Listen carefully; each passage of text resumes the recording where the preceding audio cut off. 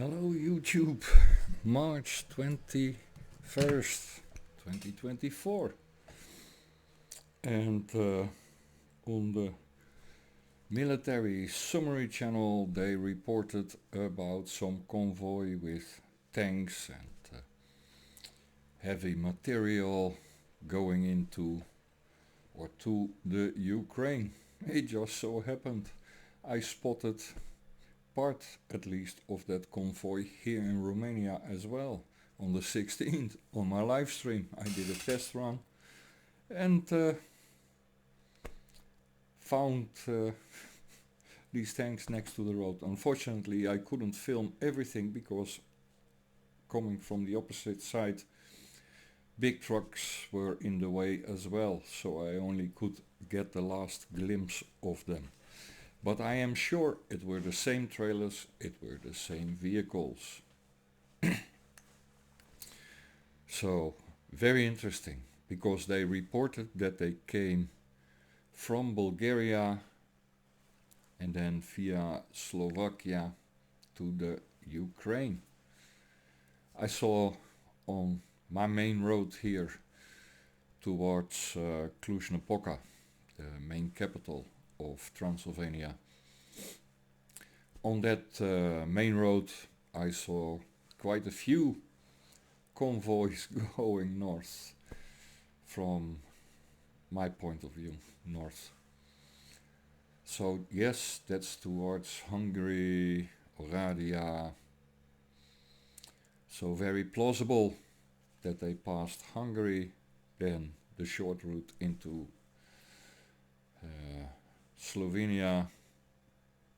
Slovakia, I mean. Slovenia is more down. Excuse me, where is my geographic understanding of Europe, right? No, Slovakia, because there in the north, near a village, small village that I know, Perkupa, in the Miskolc region, you are immediately at the Slovakian border, and you will also be a short distance from the Ukraine, which is on the other side of the mountains. So yes, just a nice coincidence. I'm thinking about going to some border crossing with the Ukraine and Moldova and see if I can speak with someone who comes or fled from the Ukraine.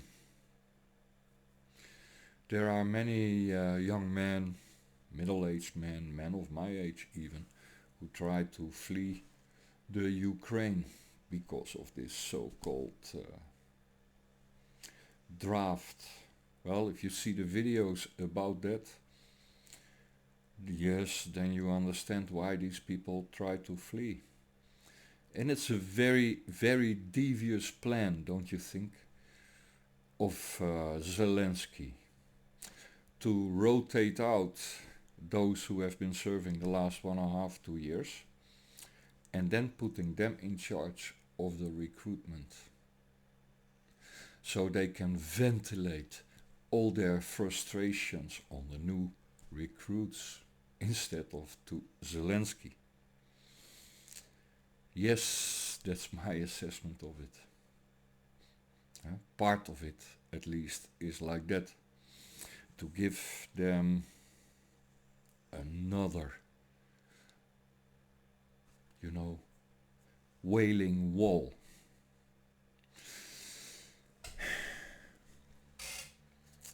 And more there are rumors and news reports how Romania gets more and more on the forefront. None the least with this latest news about the biggest to be NATO base everywhere in the world, right next to Crimea Peninsula. You can't make that shit up. Well, I said already for quite a while that pretty soon the Bessarabia region, the Danube Delta, and the part above Moldova between Slovakia, Hungary, and Moldova will become very important. Very important. If we continue on this path with France, Macron, little failed Napoleon, trying to drag us all into World War III. Well, his masters are trying to drag us in, and he's just the prostitute to do it. Likewise Margarethe, and likewise now Klaus Johannes in Romania. Such a coincidence, right? 1.5, 2 weeks before this announcement of the NATO base, Klaus Johannes is on the nomination list for Jens Stoltenberg's job. Competition to Mark Rutte. Ja.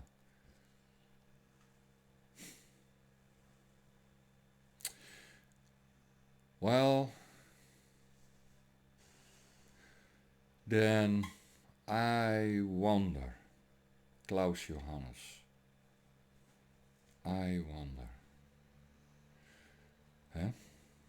I think the order was, if you want that job, then put your money, no, excuse me, put your country up where your mouth is. But did you ask the Romanians if they would like to have a permanent target, a permanent nuclear bullet on their head? Did you ask me? Hey, I live here, I have my residency. Did you ask me? And I wonder if there are many Romanians who would like to have a bullseye on their head. Really. And then, just to show, of course, that's why it's now in the media, to support this, then there is a report about brave Jellica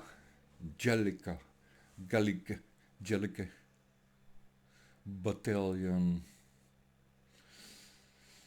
group, Romanian mercenary groups, volunteers, however the fuck you wanna call them, to show that the Romanians indeed love to fight Russia. So, if you can publicly recruit for volunteers to fight on the Ukrainian side, let's call West Ukrainian side. After all, this is all about Ukraine. Then what would happen if you start to recruit for the Eastern Ukrainian side? Here, Romania, EU, in the West, NATO.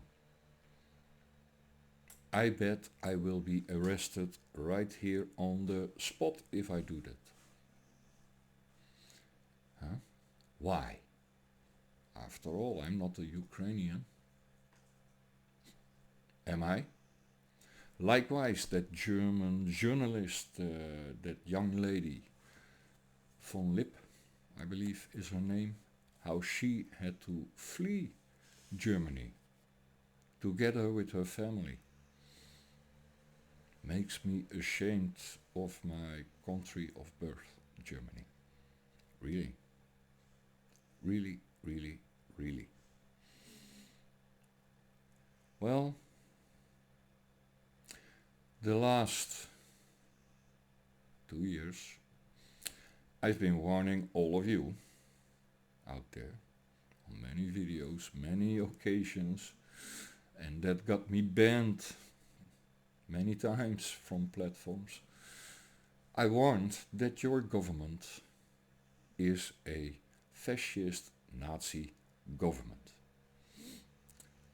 People don't listen, don't believe this, because after all, why would you think of yourself as a fascist, a Nazi, right? You are a good human, decent human being.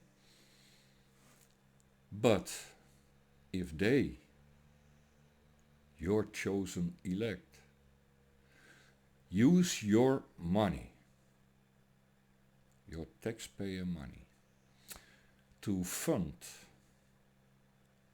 a fascist Nazi regime, like the axis of evil were helping, aiding and abetting, funding also Hitler's regime, then guess what? Guess what? Indeed, then Romania is back to the period 40-45 when they supported Hitler, when they supported the fascists and the Nazis.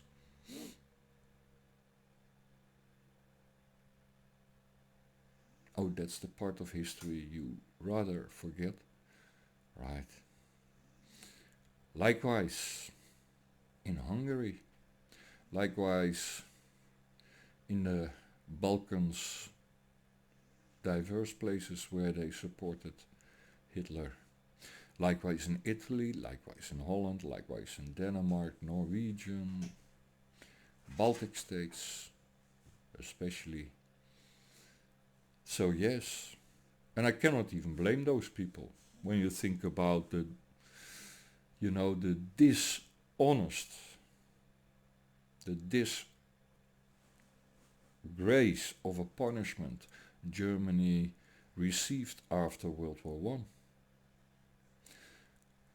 That resentment ran deep with the people, and with some still to this day, and rightfully so, because there is a lot of traditional German territory that is occupied, yes, by Poland, by other countries, renamed, constitution changed of Germany by the occupiers, its school system changed by the occupiers, and to this day it is still occupied, unfortunately. So yeah,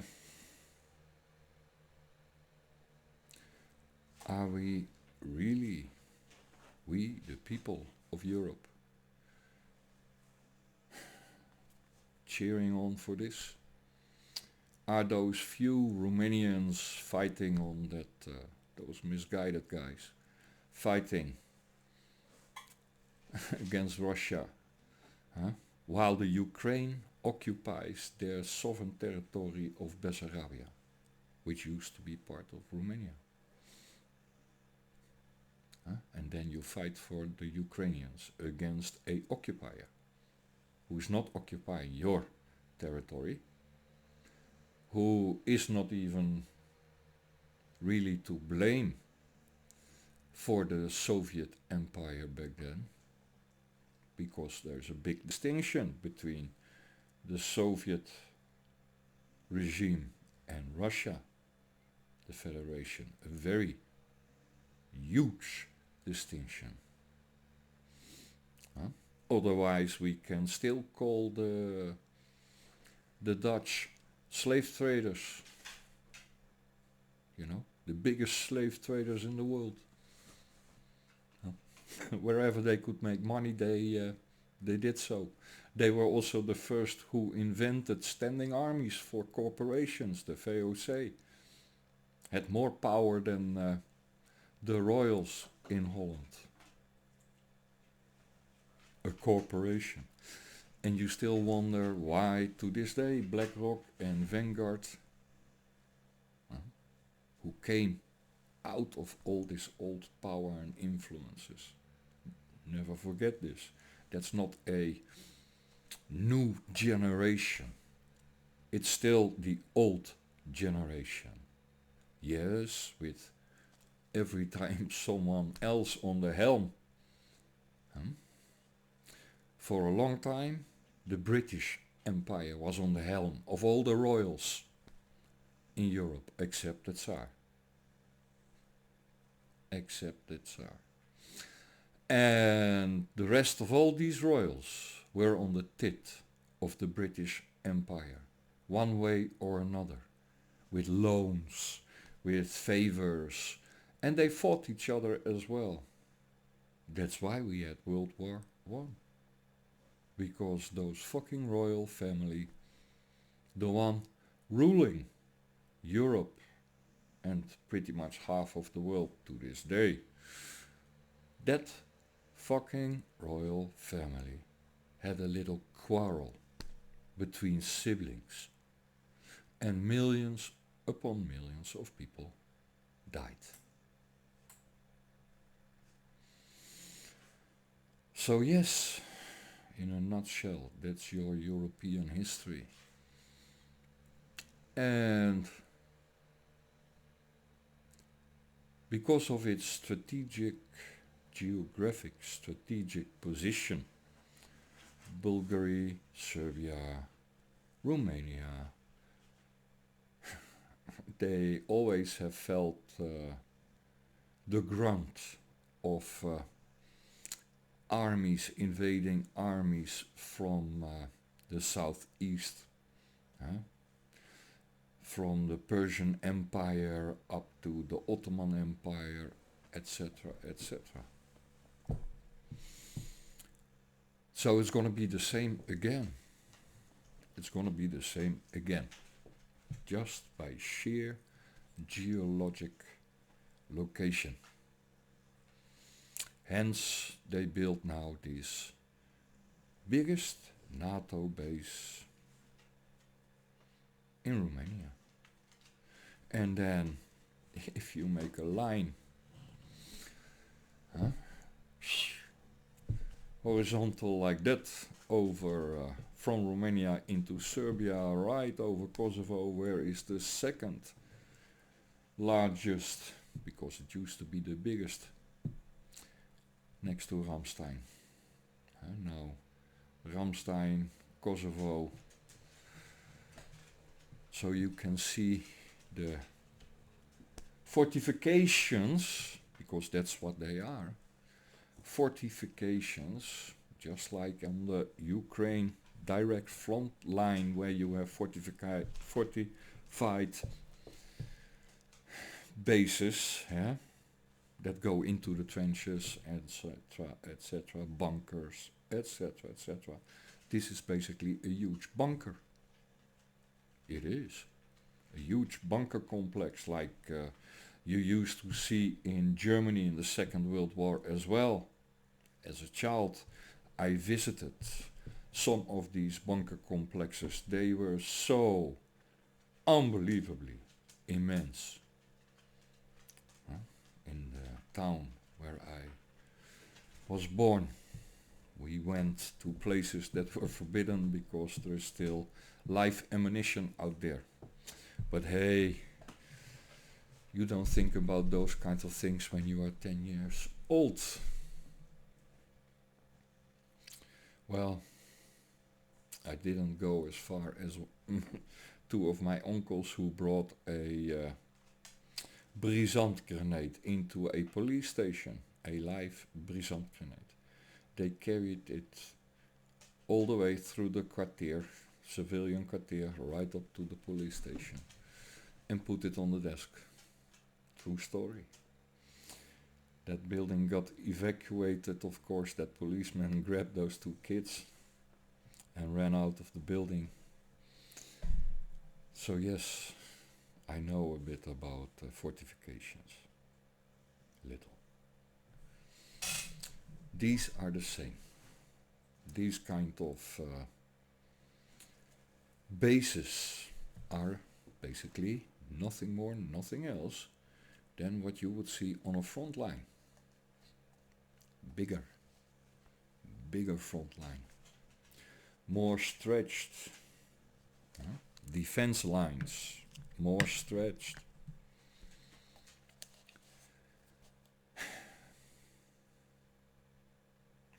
Yes. Most likely,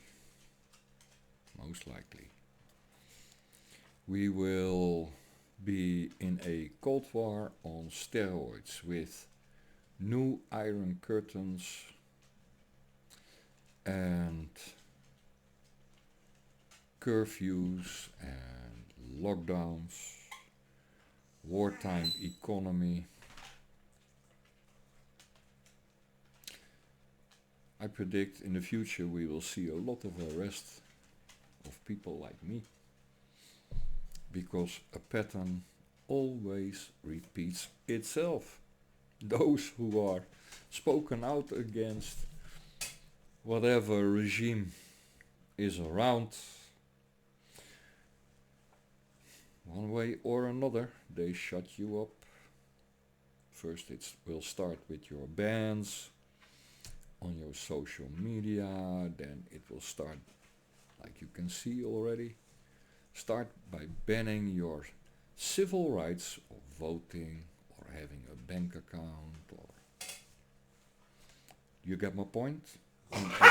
And at some point, Maxi,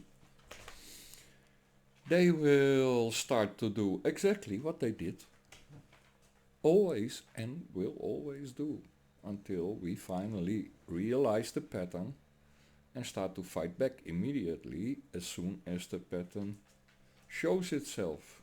Then they start to arrest people, lock them up, they will disappear, just like in the good old days of Romania.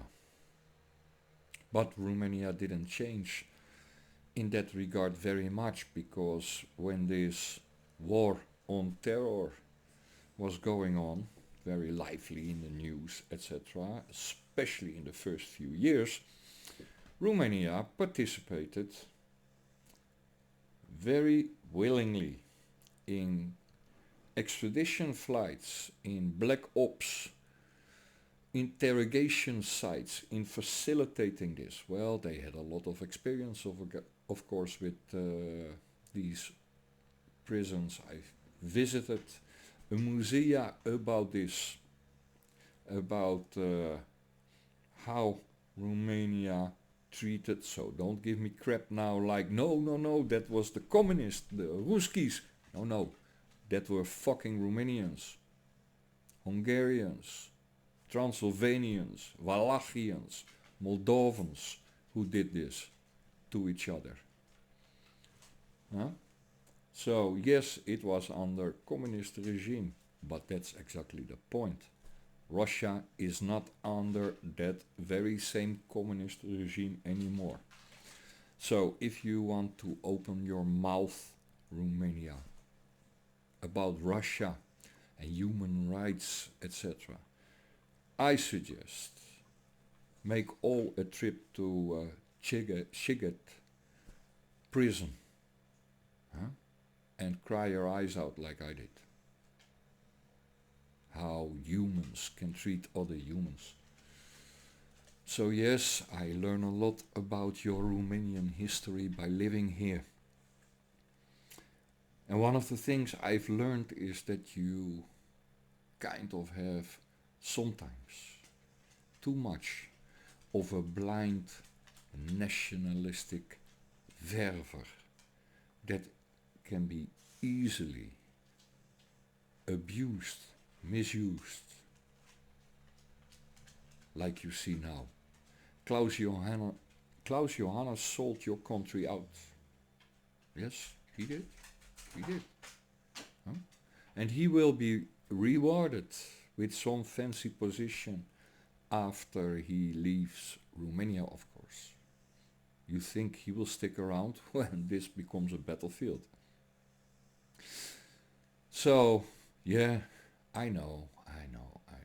People hate when you tell them the truth, what to expect.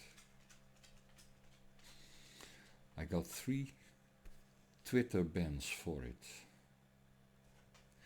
And now I don't give a fuck about it anymore. There is no free speech. Heck, here on YouTube I got banned videos, I got